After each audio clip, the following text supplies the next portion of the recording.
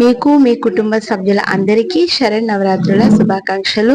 మీరందరూ నవరాత్రులు ఎలా జరుపుకుంటున్నారు ఏంటి అనేది కింద కామెంట్ చేయండి. మేమైతే మా అమ్మవారికి ముర్రోలు ఇవ్వడానికి నైట్ 1 గంటకి లేసి 1 గంటన్నరకంతా స్నానం చేసుకొని 2 గంటలకంతా గుడికి వెళ్ళి ముర్రాట ఇచ్చేసుకున్నాము.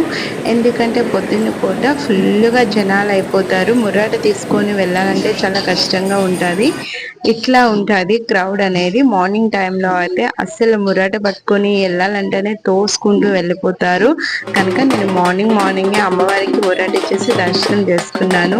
దీని ఫుల్ వీడియో కూడా వస్తుంది, అస్సలు మిస్ అవ్వకుండా చూడండి. ఫుల్ గేమ్స్ ఉంటుంది, ఫన్ ఉంటుంది, చాలా ఎంటర్టైన్మెంట్గా ఉంటుంది. చాలా బాగుంటాయి.